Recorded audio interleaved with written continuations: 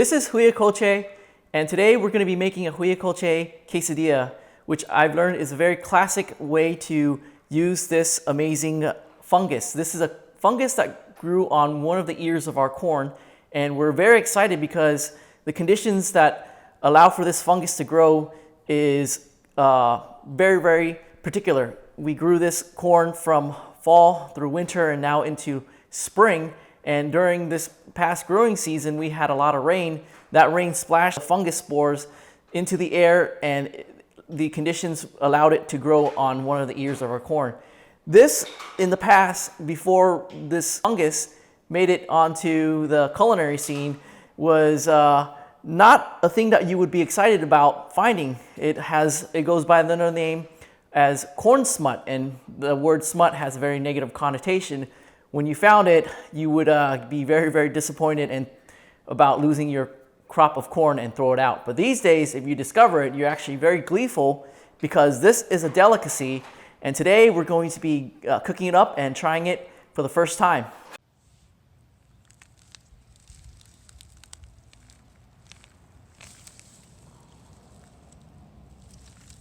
First, let's start by slicing up this onion here. This is an onion that we grew in our garden. And while it didn't get to the bulbing stage, I think there's a good bit of it that we can use for our dish today. We're going to save the stock for making other dishes with. Let's get in here and slice up this onion, and we'll go and then prepare our huitlacoche. Next, we're going to chop up this huitlacoche. First, we remove some of the silk off the huitlacoche as much as possible. We're not going to use that in our dish here.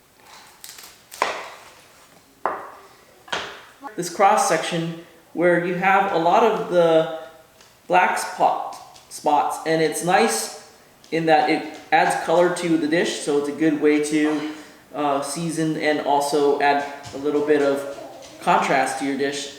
Then you have the membrane here. The fungus grows inside the corn kernels that's developing it, and it causes it to explode and get bigger, and the fungus grows inside the individual kernels that are developing, and what happens is that it develops these galls. There's a little bit of nice texture on the membrane, but the sought after part is going to be the black part here, the black mushy part. Remove some of the stockier part, the cob part, and if you fine chop it enough, you can use it, but we're going to not use the stalk today. So we're going to leave that.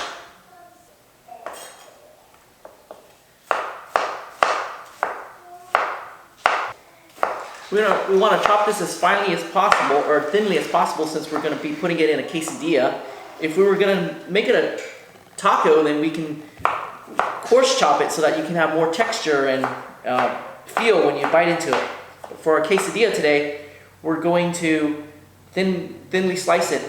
Here's a cross section of it, and you can see why it's also sometimes known as a Mexican truffle, because it has that texture and look to it. We're going to go ahead and chop this up some more, and then we're going to put it on the pan. With our pan nice and hot, we're going to throw in a little bit of that onion. We chopped up a bunch, but we probably just want a little bit to get some flavor. The goal is not to overpower our huitlacoche. It's going to be the star of our show today, so we're going to be very conservative with the onion usage.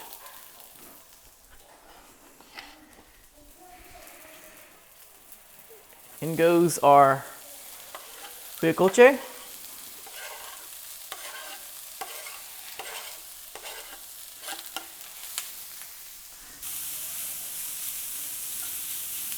I'm going to let it saute, and then we're going to give it a little bit of salt for seasoning.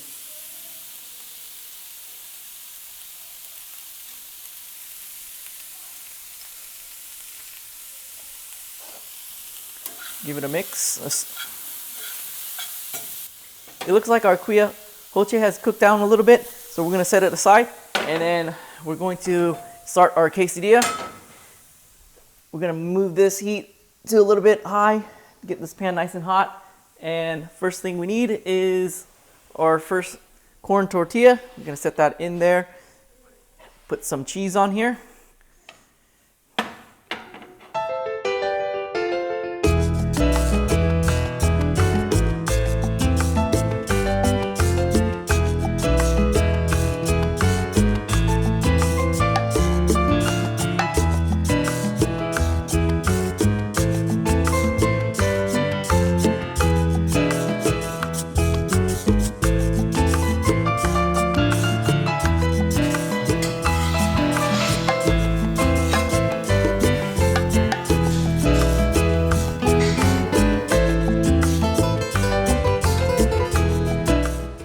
And fortuitously from our garden, we have some Huitlacoche quesadilla, and we're gonna give it a taste test.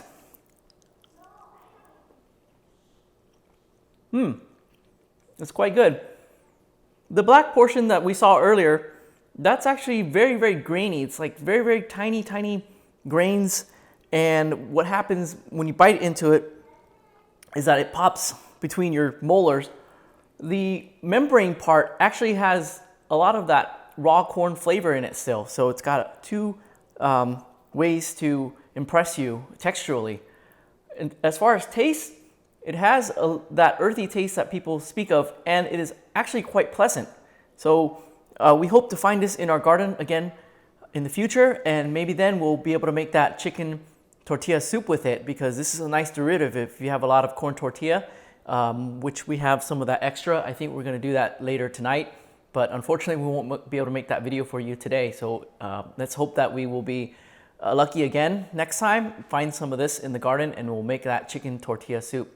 So until the next garden to table from the garden video, I should say, this has been a really, really nice find in our garden, and we'll see what we make then.